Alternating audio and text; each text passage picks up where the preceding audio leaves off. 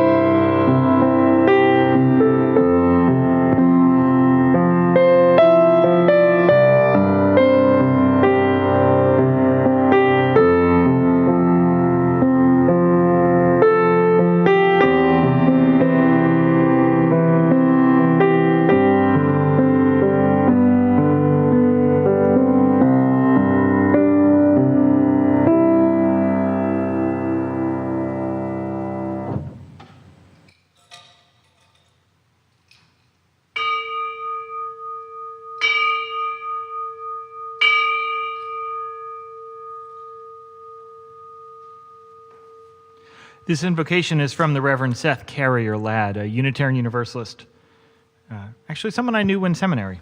He says, "Wind that whispers through the willow trees, sun that sustains us, water that washes over willing earth and weathered stones, a smile shared and savored.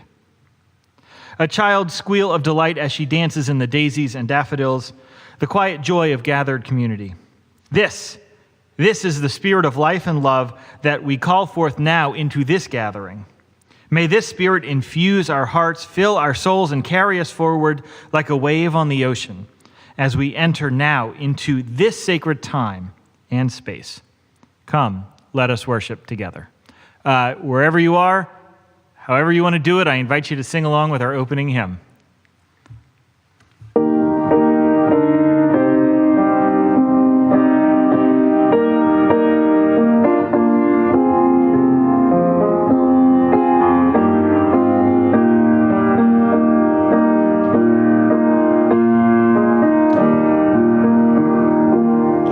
We would be one as now we join.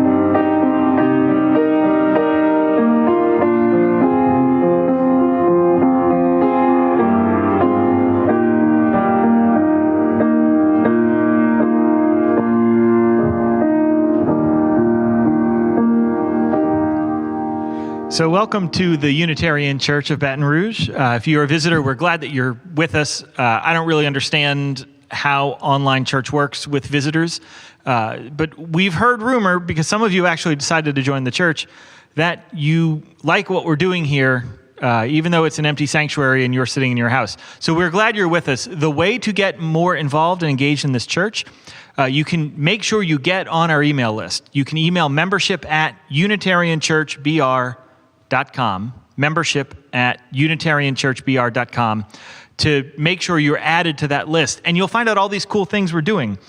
Some of them are, we're offering a class called Faith Like a River. This is a UU history class that you do online. You can register on the website, and you can find the links in the email, although I think you can dig it up on the website pretty easily.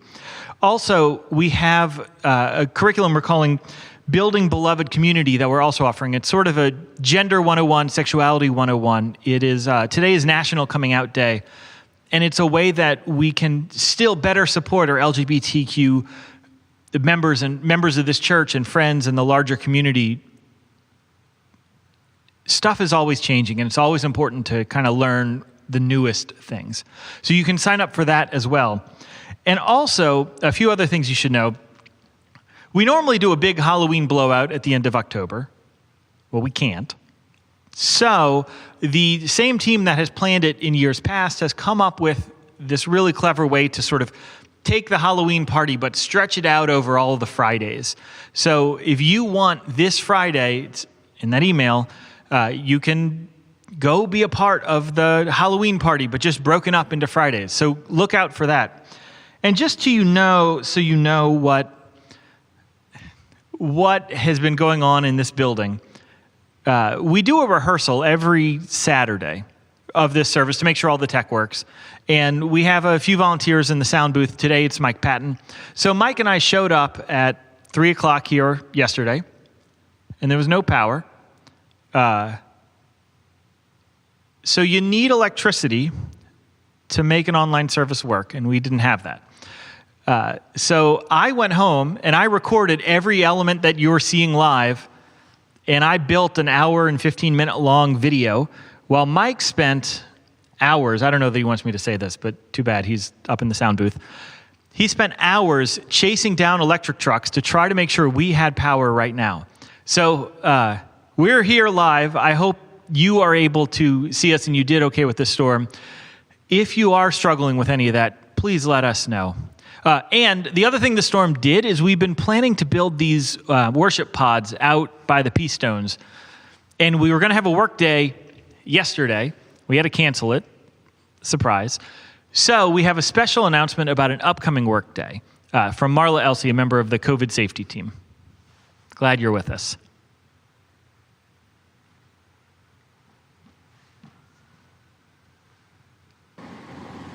Hi again, it's me, Marla, your friendly neighborhood COVID safety team member. Remember the plans that we had for a church work day yesterday? Well, Hurricane Delta had different things in mind. So let's try this again.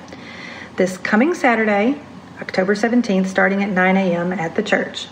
Definitely bring water, masks, and enthusiasm. Consider bringing gloves and sledgehammers. Please don't bring little helpers. We won't be able to keep them safe while we work. Remember that the bathrooms, the building, and the playground are all off limits, and masks and social distancing are required. I hope to see a few of you then. Bye.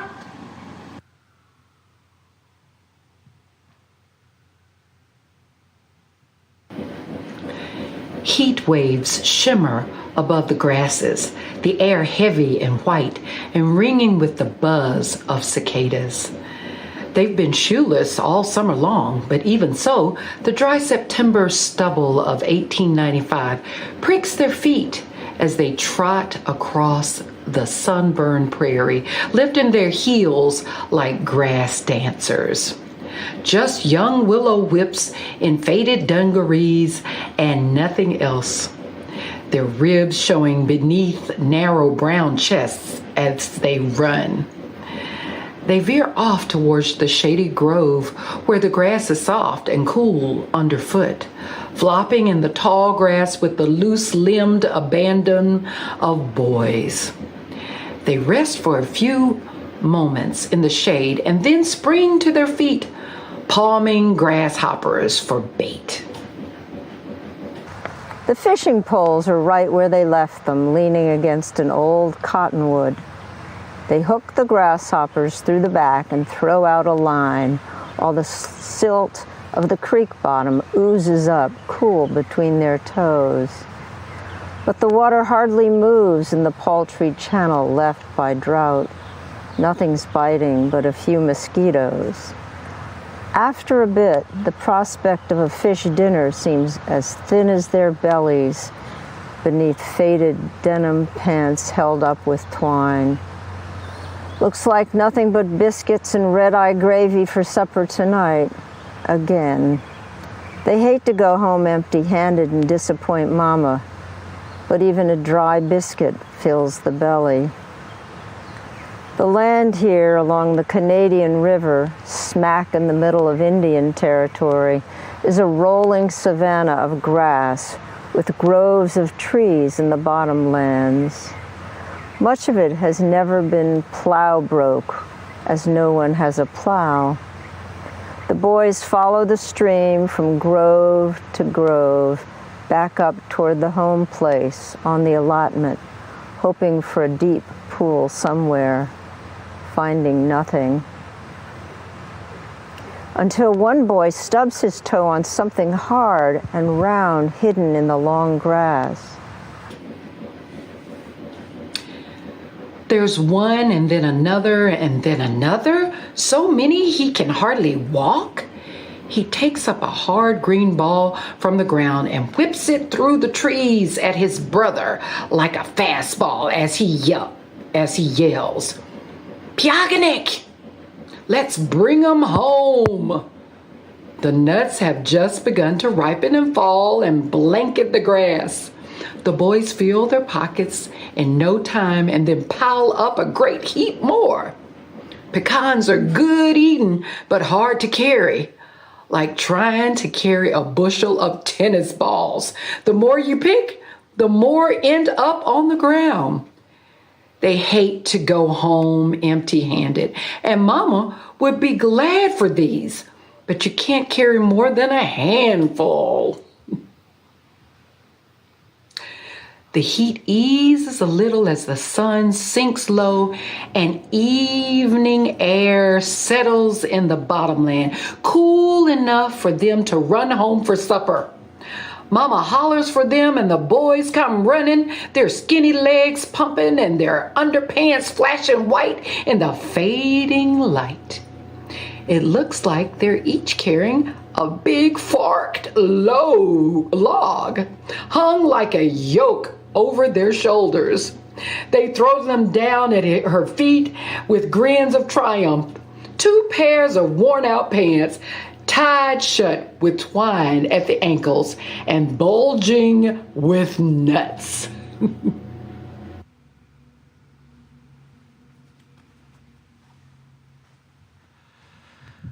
So this is the part of our service where we name those who are going through major life events. We have one name to bring up. It's a death of a grandmother. Esther Darrow died earlier this week. This is Rachel Stahl's grandmother and Zoe and Nick's great-grandmother. So we place a stone for her. This ritual we would normally do, inviting you to come forward either along the west or the east wall, take a stone, place it in the chalice bowl to let it represent whatever's on your heart, whatever's on your mind, whatever it is you're going through right now. So I'll invite you to type those into the chat, and I will place stones, I guess, for you in absentia. I invite you to virtually come forward now as we place stones.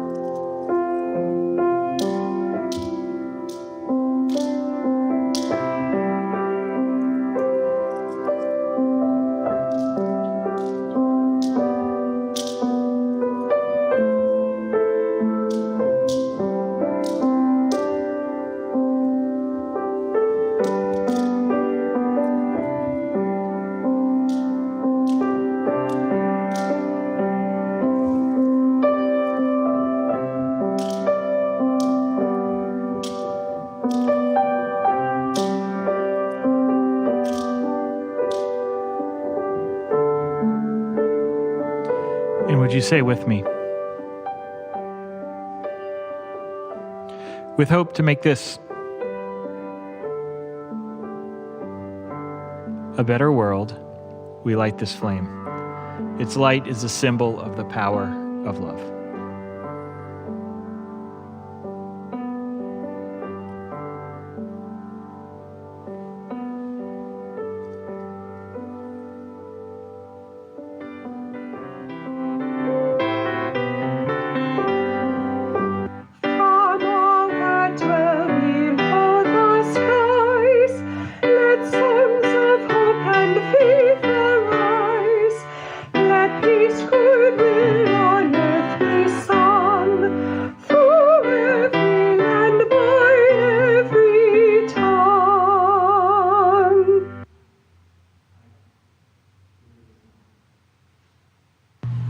Hi, I want to start this announcement by saying thank you.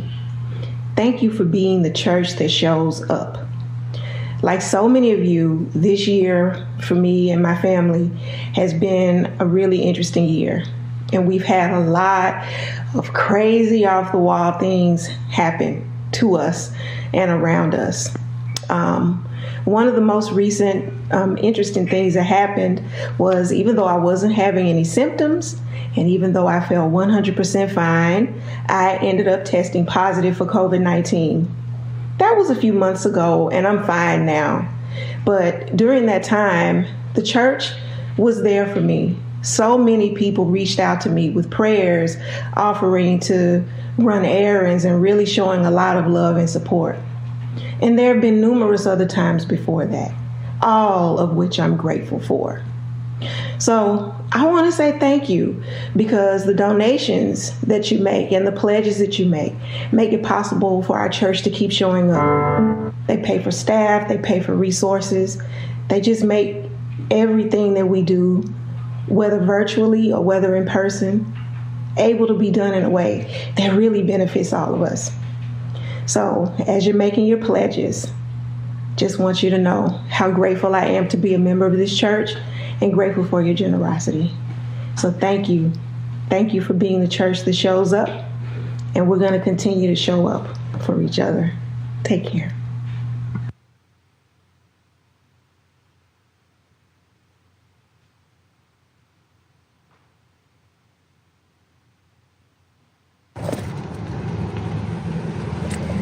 That reading is from this book, Braiding Sweetgrass, Indigenous Wisdom, Scientific Knowledge, and the Teaching of Plants by Robin Wall Kimmerer, a member of the Citizen Potawatomi Nation.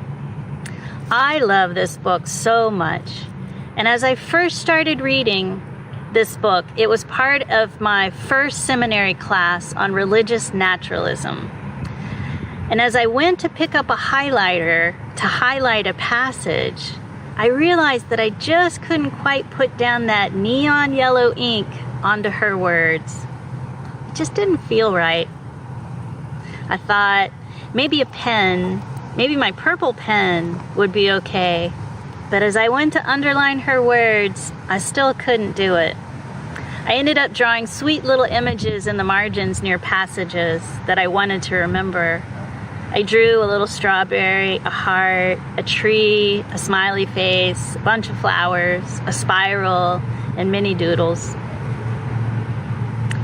One of the boys in the story we just heard is Robin Kimmerer's grandfather, and she shares about how pecan nuts are loaded with nutrients that could sustain them year-round. And as long as the children had food and could stay healthy, they had a better chance at not being forced into Indian boarding schools.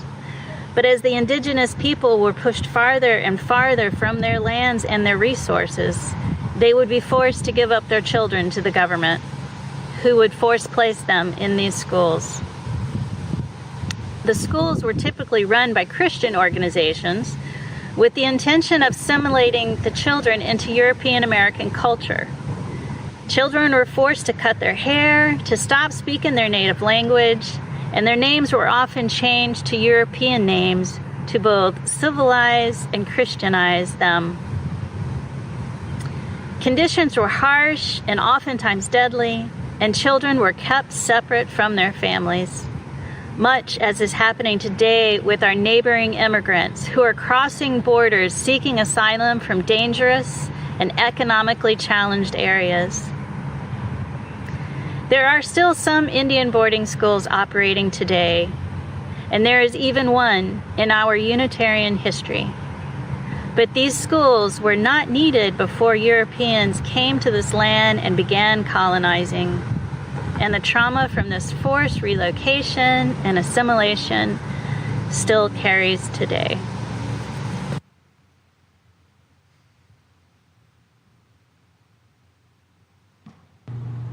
In this sacred space, we need not be alone. We seek a listening ear, a warm heart, open arms. In this sacred place, we join together against the waves of negativity and oppression in our world. We are a community of individual beings living our own lives, yet coming together now and then in joyous celebration of spirit and one another. Our differences do not divide us. Rather, they are a source of interest and discovery. We need not think alike to love alike. Here, joys are shared and sorrows comforted. We are seen and heard and believed. My compassion overflows and hearts reach for others. We are a gathering of like-hearted people, and here our hearts are filled.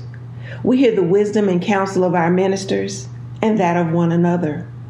We have much to learn from each other. So many different colors of truth and ways and methods. In this secret place, may we find what our spirits desire and what our spirits need. May we be grounded in loving and sharing. In this sacred place, may we find acceptance and consideration. May our actions and our words echo what we learn here.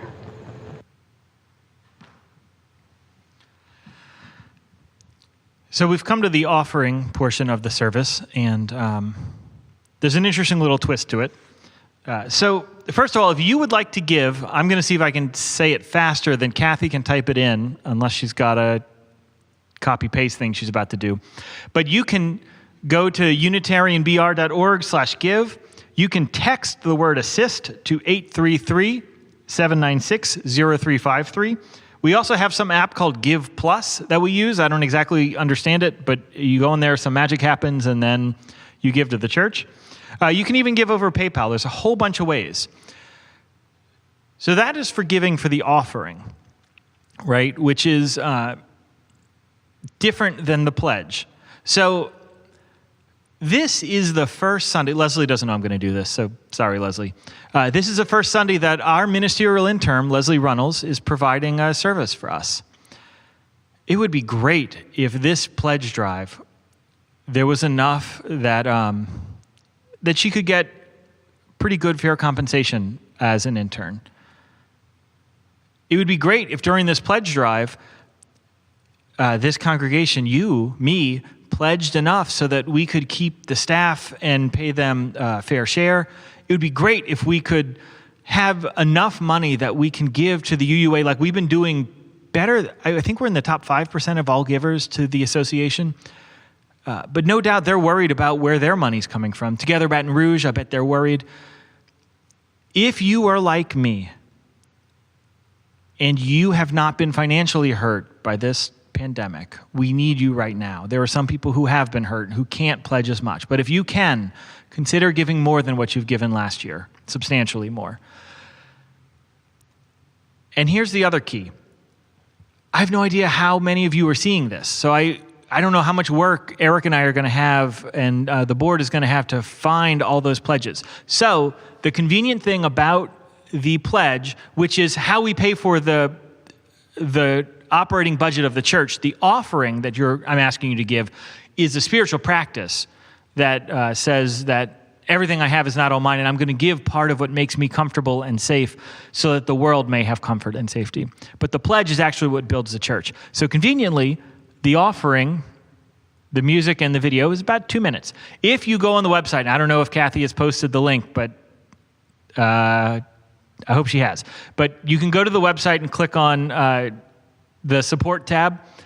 You could do your pledge within the time that this video takes to run. So if you're watching on one device, get out another device. Let's get this done. That would be great, wouldn't it? This morning's offering will now be gratefully given and received.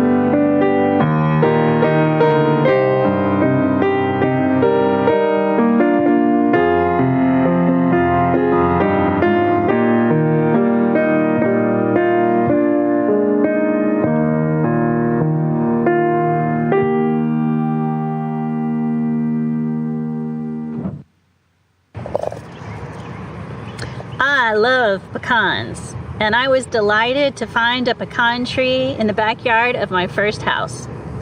I remember those first years where there were hardly any pecans, and I thought, sadly, it must not be a good tree. And then one year, as I walked across my backyard, I stubbed my own toe, and I looked down to find a pecan. And right next to it, 2 more, and then 3 more. And as I widened my vision, so many. I was so excited, and I started filling up my hands, and then I used my shirt to hold them as I kept finding more and more. And as I would lean over to pick a couple up, 3 or 4 would escape my shirt.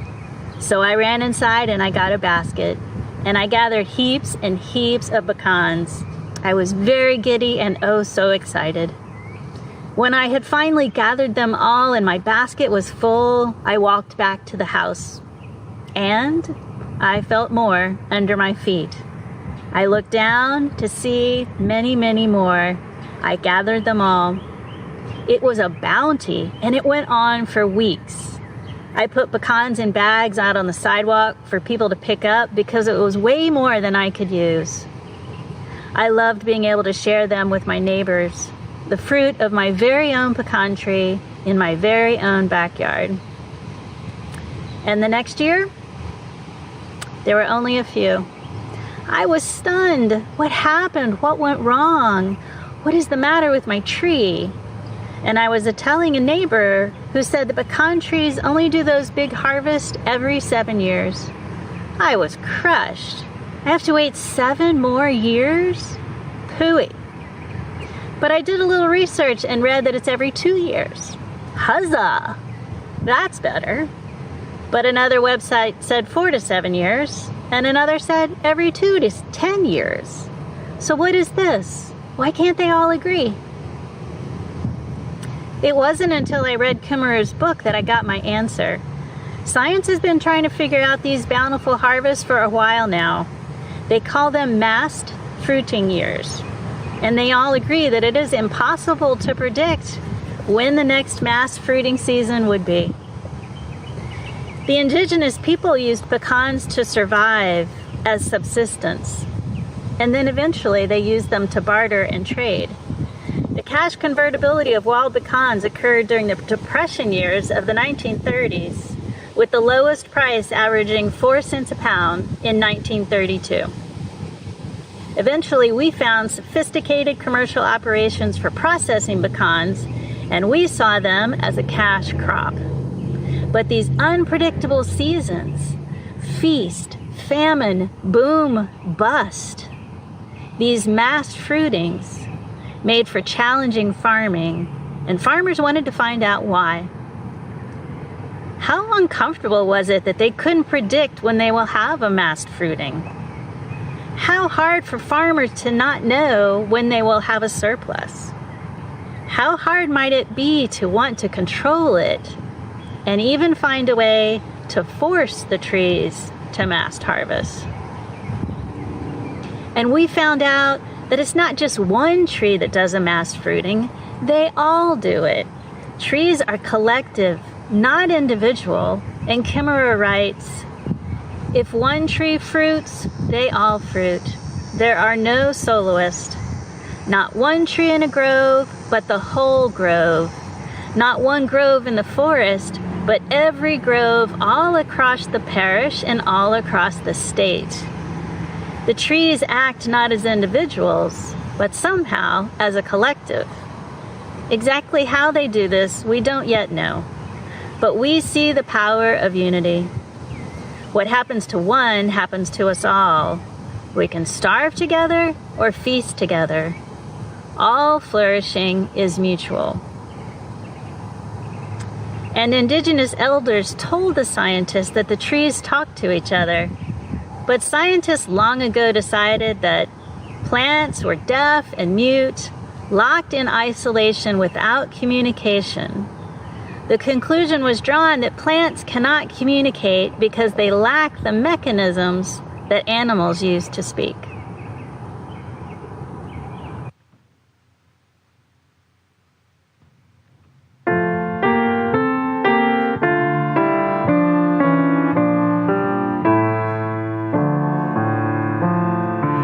Mother Spirit, Father Spirit, where are you? In the sky song, in the forest sounds your cry. What to give you, what to call you, what am I? Many drops are in the ocean deep and wide. Sunlight bounces off the ripples to the sky. What to give you, what to call you, who am I am empty, time flies from me, what is time?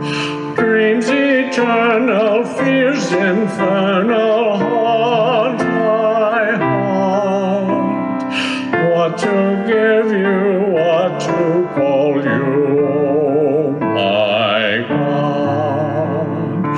Mother Spirit, Father Spirit, take our hearts.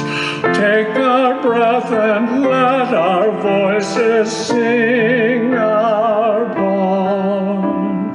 Take our hands and let us work to shape our art.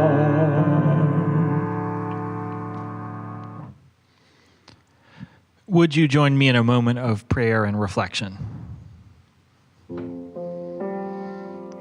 The God that we know when we see love and kindness and justice and family, be with us on this day.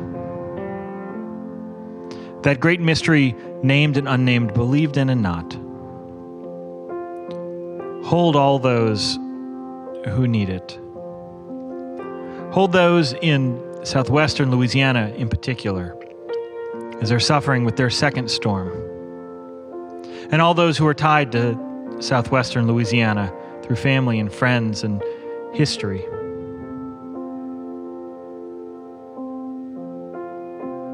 Hold all those who are reminded of other storms and traumas from the past.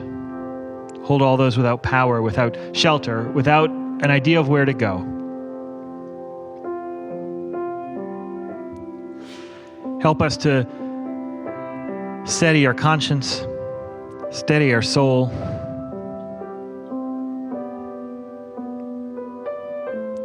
We have a prayer for those in leadership, especially elected leadership. We hope that there will be a change in people's understanding of compassion, and that those elected will start representing the people, not their own interests. The well-being of all people, a desire for justice, a world we deserve. May they wake up. May all people who grieve be comforted. And may we be able to offer hope to those who need hope. May we be beacons of a better world. Amen.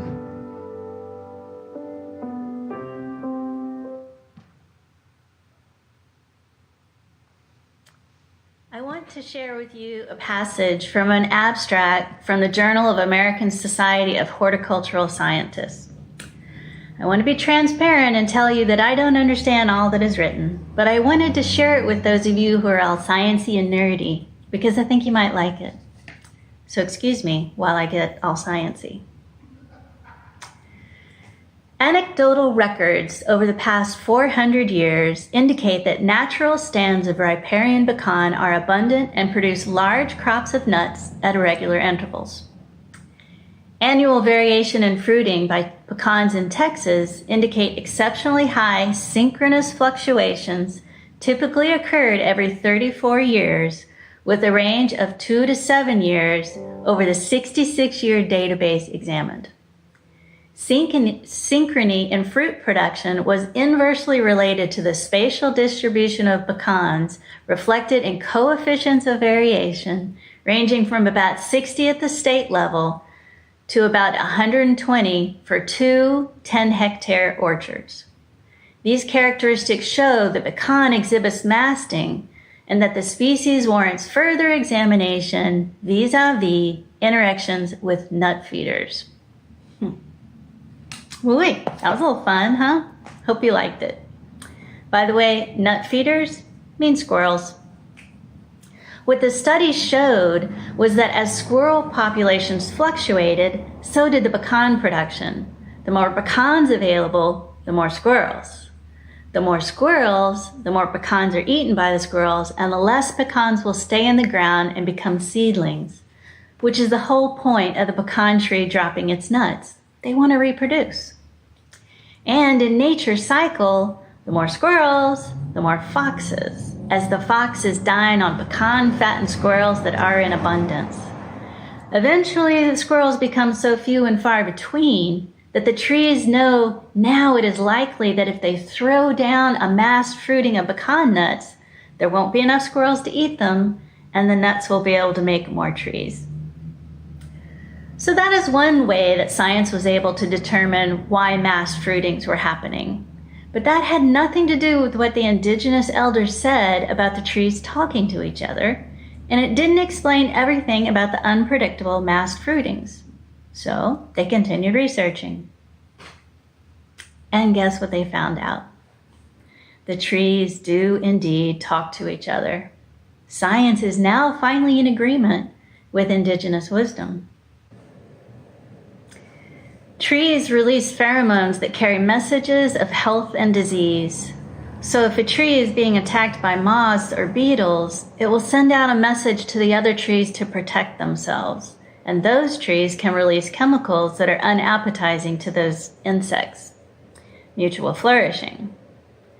Scientists also found out about mycorrhizae and their subterranean networks.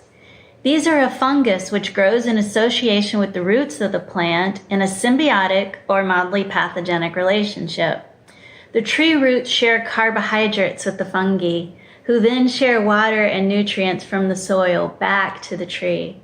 And scientists are finding that these underground networks may spread messages from tree to tree. The trees are talking to each other. They are communicating and listening to each other.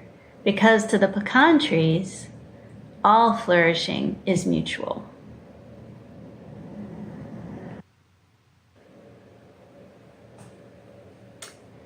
Now, to balance out all of that fun science, let's have an art interlude. First, some photographs of pecans and pecan trees, while I tell you a little bit about my art practice, and then we'll have some quiet time with some of my art. I began making a ton of art during the pandemic, which was somewhat surprising to me that I turned to art to manage the stress, anxiety, panic, fear. Because while my undergrad degree is in fine arts, with a minor in chemistry, I sold out early on to the man, and I was in banking technology for 15 years and only did art projects occasionally. But I have been turning out a ton of art. Very simple, fun, not precious, not gallery-worthy art, and it has been a blast. And, I think, a lifesaver. And I realize again and again how important art is to our spiritual development and our wellness. And we may have some odd ideas about art. We are told that art is for the kooky, weird, arty people and not for us. Or we may have an inner critic who says our art is not worthy. Art seems like a supplemental luxury. We know it's one of the first to go when education budgets are cut. But art is for all of us. We do not have to be good at it. We just have to do it and appreciate and enjoy the process. To be true, I do not always love the art that I do, but even the ugly art I do has beauty all over it, because our mistakes are part of who we are. Some of the mistakes I make in one piece show up as beauty marks in another. I've put together a little slideshow of some of my pandemic art to share with you, but I want this to be a mutual practice that we share together. I want to see your art too and share it with the congregation. What have you been making during the pandemic or before? I want you to send them to me, and here is my email address, and I'll share it a few times. Not just visual art on paper like I'm showing. Maybe you grew a fantastic tomato plant or a garden of roses. Maybe you decorated a cake or knitted a cap or colored a mandala or made an Afghan or embroidered your jeans. Maybe even, did you do a dance? Can you send me a video of a dance you did? Did you take some amazing photographs? Did you draw your grandpa? Did you dye your brother's hair purple with teal tips? Are you 4 years old and have your art on the fridge? Please send me a pic. Art is many, many things, and we do it all the time. So please share with me your art, and I hope that we can continue to do this while I'm here with you for the next 2 years. So if you don't have anything now to share, when you do, please send it to me.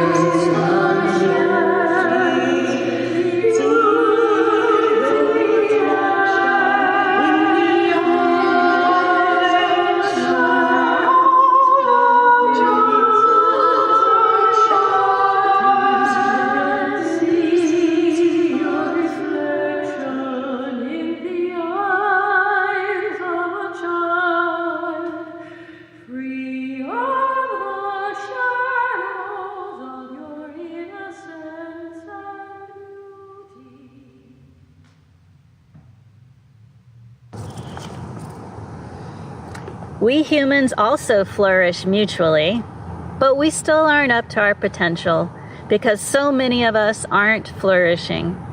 While some may be flourishing financially, they may feel spiritually confused and lost, or some may be flourishing spiritually but can't pay for health insurance. These impacts keep us from thriving together. How is our communication like that of the pecan tree? We recognize how important communication is, but we don't really have a clear understanding of how we communicate with each other. Researchers say that 80% of our communication is nonverbal. Like the pecans, a lot of our communication is subterranean. We can't really see it, but we can feel it. Technology helps us communicate with each other too, but it also hides some of the important ways that we communicate, and we don't always visually see each other or orally hear each other when we use technology for communication. But here we are in a time of COVID where we are using technology to communicate and connect with each other. We have been communicated to by media and other systems of oppression. What messages have they taught us that we don't know we have learned? We often communicate from a place of joy, a place of pain, a place of fear. Like the pecan trees, we may yell to each other, "I'm being attacked, protect yourself." Because all human flourishing should be mutual. We want to take care of each other. And what do you think the trees might be saying to us? Perhaps it is time to listen to the trees and the wisdom of indigenous elders. The indigenous people told the farmers and the scientists the answer, that the trees talk to each other. But we didn't believe it until we could prove it scientifically. What else have they told us that we don't believe yet? How will we learn to listen to that wisdom? May we find our way. May love guide us. Thank you. Amen. And blessed be.